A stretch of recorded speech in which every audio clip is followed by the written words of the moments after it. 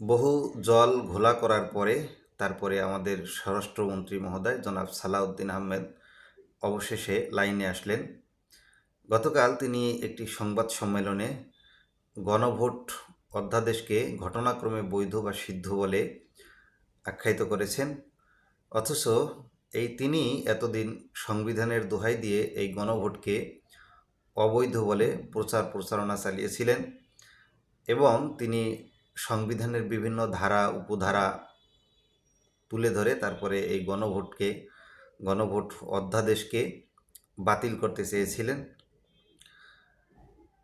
এরপর তিনি আরও একটি গুরুত্বপূর্ণ কথা বলেছেন, সেটি হলো অন্তর্বর্তীকালীন সরকারের সমস্ত কর্মকাণ্ডকেই বৈধতা দেওয়া হবে দু একটি অধ্যাদেশ ছাড়া।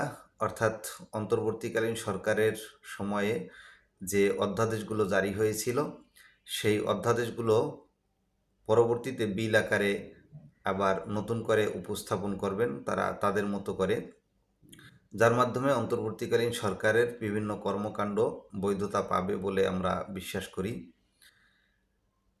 আসলে তিনি বিরোধী দলের বিভিন্ন যুক্তি তর্ক এবং সমালোচনার মুখে এমনভাবে পড়েছেন, বা বিএনপি আসলে এই গণভোটকে নিয়ে অন্তর্বর্তীকালীন সরকারের বিভিন্ন অধ্যাদেশ নিয়ে এমন একটি সংকটের মধ্যে পড়েছেন যে আসলে এর থেকে বের হওয়াটা বিএনপির জন্য একটু কঠিনই হয়ে যাচ্ছিল।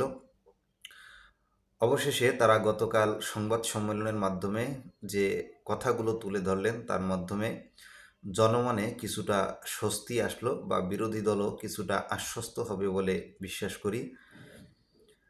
বিরোধী দল এই গণভোট নিয়ে, জুলাই সনদ নিয়ে এবং গণভোট অধ্যাদেশ, তারপরে অন্তর্বর্তীকালীন সরকারের যে সমস্ত অধ্যাদেশগুলো আইনে পরিণত হয়নি বা বিল আকারে পাশ করা হয়নি সে বিষয়গুলো নিয়ে অত্যন্ত হার্ডলাইনে চলে গিয়েছিল, যেটি আমরা জামাতের বিভিন্ন নেতার বক্তব্য বিবৃতিতে আমরা শুনতে পেরেছি।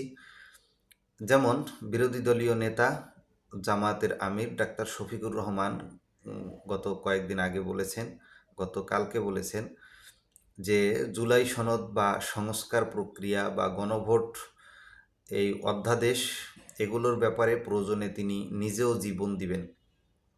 কতটা হার্ডলাইনে গেলে সরকারের এখনও বয়স বা সরকার ক্ষমতায় বসেছে এখনও 2 মাস হয়নি, কিন্তু এই জুলাই সনদ এবং গণভোট প্রশ্নে বিরোধী দলীয় নেতা তার জীবন উৎসর্গ করার মতো কথাও তিনি বলেছেন। তাহলে বুঝতেই পেরেছেন যে কতটা হার্ডলাইনে তারা চলে গেছেন।